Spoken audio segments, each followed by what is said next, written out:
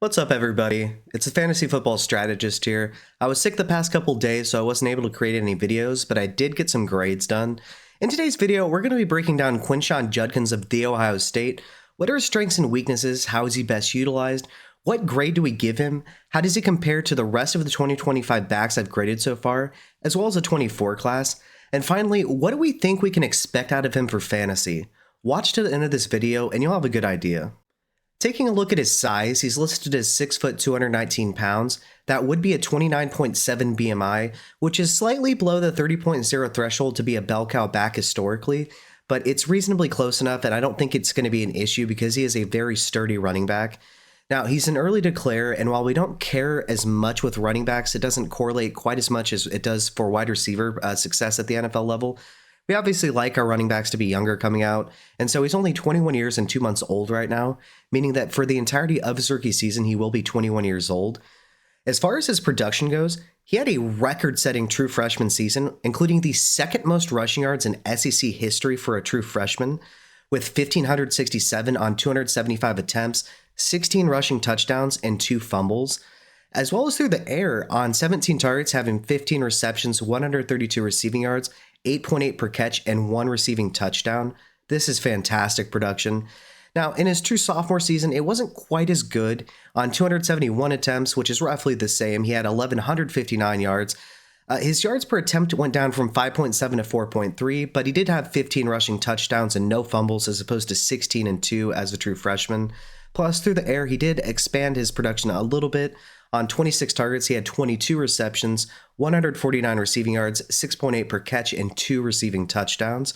Then he decided to transfer to Ohio State as a true junior. He was splitting times with Henderson, and so his production doesn't look quite as good from a counting stats perspective, but he was still pretty good. On 193 rush attempts, he had 1,060 rushing yards, 5.5 yards per attempt, which was significantly higher than his 4.3 as a sophomore. 14 rushing touchdowns, so just 1 less, and 1 fumble, as well as on 26 targets, 22 receptions, 161 receiving yards, and 2 receiving touchdowns.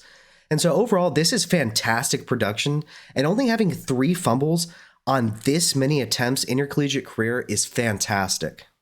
Taking a look at some advanced stats here, among draft-eligible FBS running backs with at least 100 rush attempts, that was a sample size of 76 here, Judkins received 281 attempts, averaging 5.5 yards per attempt, which was tied for 25th in the sample size. And so that's not elite, but that's still pretty good. His yak per attempt of 3.04 was tied for 52nd, and so not the best here. His breakaway run percentage of 41.2 was 22nd in the sample size. However, his PFF rushing grade of 90.2 was 9th. He's very good at getting what he's blocked. And so he's going to receive a good rushing score because he's not being inefficient with what he's given, at least. In terms of his PFF receiving grade, his 72.4 was 11th in the sample size. He is a very good receiving back, and he should be a 3-down back at the NFL level. His yards per out run of 1.14 were tied for 21st. His elusiveness rating of 69.3 was 40th in the sample size. However, his missed tackles forced of 43 were 26th, and that's 0.22 per attempt. That's solid. His rushing yards per game of 66.3 doesn't sound impressive, but that's only on 12.1 rush attempts per game while splitting time.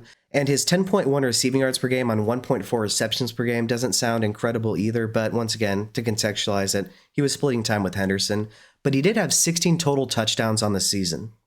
As far as my grading of Judkins, remember that he's a true junior out of The Ohio State University. He's give or take 6 foot 219 pounds. That would be a 29.7 BMI.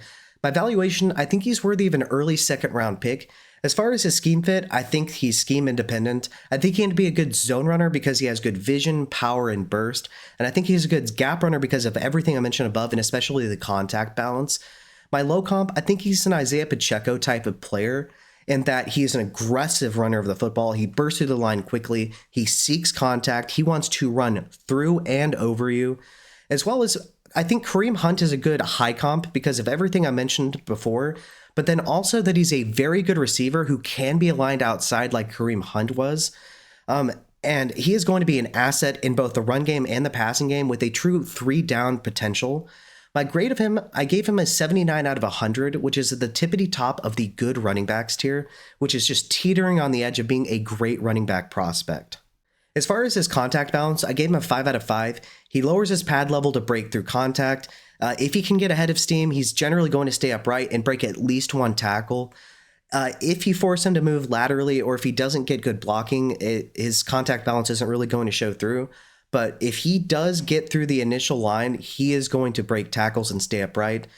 His physicality, I gave him a 5 out of 5. He seeks contact. He's an aggressive, violent, bruising running back, and he is going to crush people at the NFL level. As far as his vision, when good blocking is given to him, he generally picks the right hole, and he's not going to make too many mistakes. He isn't the most creative back, and you'll see that in a little bit later. But as far as his vision goes, he generally does pick the correct hole, especially when something's given to him and it's clear. As far as his ball security, on over 700 rush attempts, he only had 3 career collegiate fumbles. That is excellent. His run IQ, I gave him a 4 out of 5. Once again, if the blocking is given to him and the lanes that he's supposed to have are open, he's going to exploit them regularly. He's a generally patient back. I will say sometimes he's a little bit too patient, which can hurt him and can cause defenders to get into the backfield. But generally, he's an intelligent runner. And once again, if it's given to him, he's generally going to get it. As far as his speed goes, I gave him a 7 out of 10.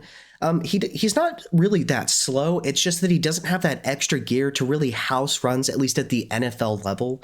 I don't think we're going to be seeing many 80-yard touchdowns out of him, but he is going to get chunk gains consistently because his burst is quite good, which his acceleration I gave an 8.5 out of 10. Especially size adjusted, it is quite good.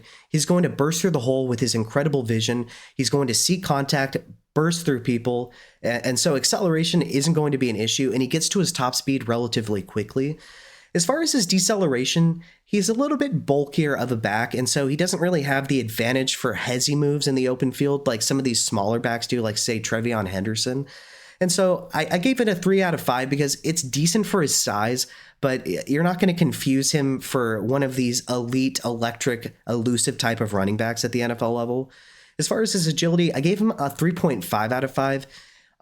He can make people miss in short contested spaces, but it's just not as good as some of these smaller backs, which, granted, they don't have some of the power that he has, so that's something that offsets that a little bit. And his change of direction, he can change directions in the open field, but once again, since he's a little bit sturdier, it's not quite as effective as some of these other guys like Trevion Henderson. As far as his catching, I gave him a 4 out of 5. I did see a drop on film, but in general, he has soft hands, and he does have the ability to make catches away from his frame for poorly thrown balls in terms of the ball placement. As far as his route running, while he was aligned in the slot and outside, I don't think he has the lateral agility to really have an extensive route tree at the NFL level. I think screens, flat routes, potentially some wheels down the field is really going to be what we see from him at the NFL level. But I will say that he was used in the slot and out wide at the collegiate level. As far as his yards after catch, his run after catch, it is quite good. He immediately turns into the running back you see receiving handoffs. Once again, he doesn't have the incredible make you miss ability that some of these other running backs have, but he will power through you. He can make people miss, but he immediately turns upfield and turns into the running back after receiving the catch. As far as his pass protection, I gave him a 4 out of 5. It's pretty good. He does get sent back sometimes into his quarterback, but he's a very willing pass protector, and I think that if he can just improve his anchoring just a little bit, he is going to be a stud. And I think he's already good enough as a pass protector and as a receiving back to be a true 3-down threat at the NFL level. As far as his dog factor, a straight 5 out of 5. He's an aggressive player that seeks contact, runs violently, runs through people, and it's not going to be any issue for him. And he's a durable type of player as well. As far as his analytics, I gave him a 4.5 out of 5. He didn't have that truly dominant Heisman level season, but he consistently had 1,000 yards in each and every single one of his seasons. He'd had at least 130 receiving yards in each of his 3 seasons as well, with at least 14 rushing touchdowns in every collegiate season. And so that is a very good analytical profile. And once again, you did see a little bit of regression each year, but this season he did split time with Henderson, so I don't really think that's fair to him, and therefore he gets an almost perfect grade there. As far as his projected draft capital, I gave him a 4 out of 5. I think he's going to be a second-round pick. That's where he's projected as of now. And I think that's going to be a good, significant team investment, which is going to lock him into some good utilization, at least throughout the entirety of his rookie contract. As far as his creativity, I gave him a 2.5 out of 5. Like I mentioned earlier, he doesn't really make things when stuff isn't given to him. And so, while if he gets good blocking, he is going to make the most out of it and get additional yards afterwards and maximize it. He's not going to maximize yardage when nothing is giving to him in the first place. And once again, he is a little bit too patient at times, and that does allow defenders to get into the backfield, and he doesn't have the lateral agility to make those guys miss. As far as my potential worries / limitations, how much more can he really improve his route tree in the NFL? I don't think the lateral agility is going to allow him to excel as a route runner more so than, your flat routes, your screens, your wheel routes for the most part. And once again, he can run some vertical routes outside, but I don't really think he's going to be, I don't think that he's Christian McCaffrey or Alvin Kamara, really. As far as the second concern, he does rely on structure and likely needs to have a good offensive line to thrive. That is going to be a thing. If he goes to somewhere with a very poor offensive line, I don't think he's going to have the best time at the NFL level. But if he does go somewhere with a good offensive line and a good scheme, he is going to thrive, and he is going to be a fantastic fantasy asset for us for years to come. And so since I think he's going to be a second-round pick, I took a look at hit rates from running backs selected in the second round from 2020 through 2025. And so in 2020, DeAndre Swift was picked 35th overall, and in 5 NFL seasons, he hasn't been an RB1 yet, but he's been an RB2 5 times. So that's a 0% RB1 hit rate and a RB2 hit rate of 100%. I think we'd be pretty happy if Judkins gave us this kind of production. In the same draft, JT was picked 41st overall. I think he should have been picked first among this running back class, but nonetheless, in 5 seasons, he's been an RB1 3 times and an RB2 no times. And so that's a 60% RB1 hit rate and a 0% RB2 hit rate. In 2 seasons that he wasn't an RB1, he's been injured. And so I think we'd be really happy if Judkins gave us this kind of production. In the same draft, Cam Akers is picked 52nd overall, and in 5 seasons, he hasn't been an RB1 nor an RB2, so that's a 0% hit rate across the board. He dealt with multiple injuries, and so it's really damaged his career and taken away his explosiveness.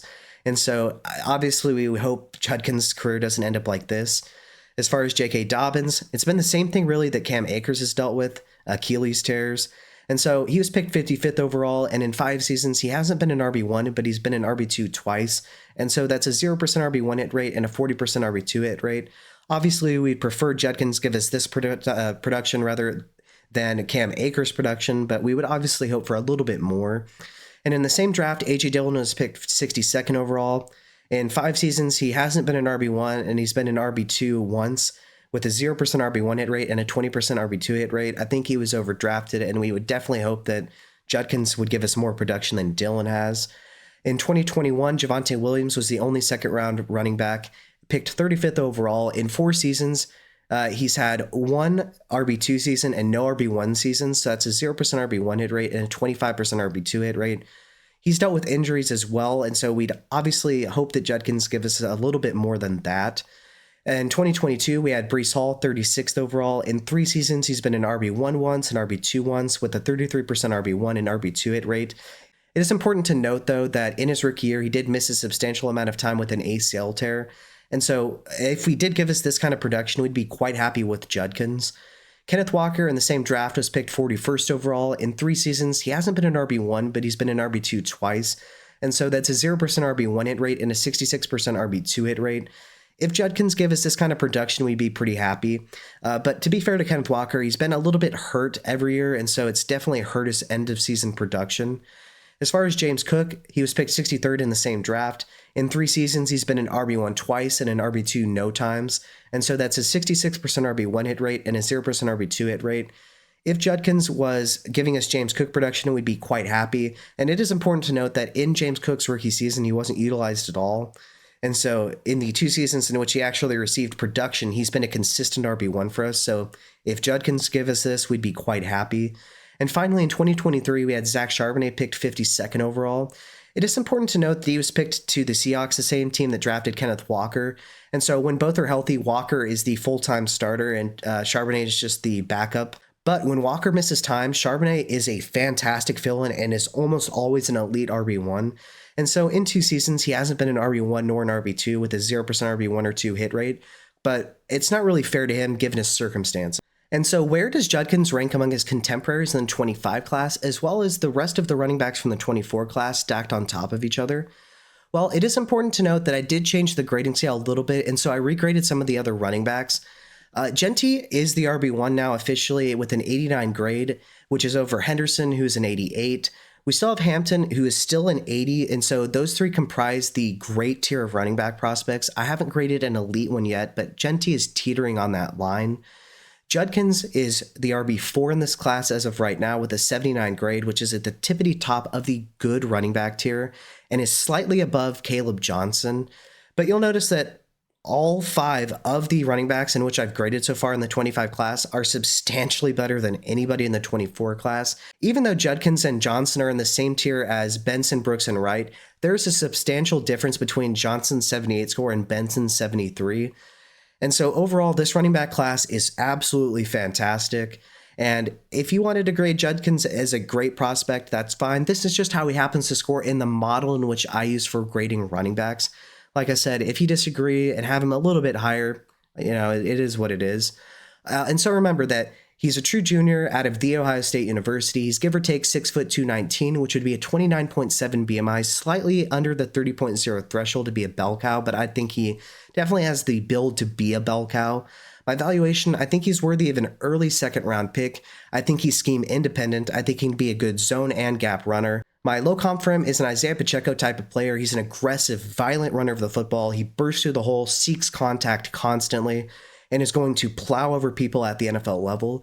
And my high-end comp is a Kareem Hunt type of player. The same thing applies as it did with Pacheco, but he's also a very good receiver. He can be lined up out wide, and he is an asset in the passing game, especially after the catch, while displaying soft hands.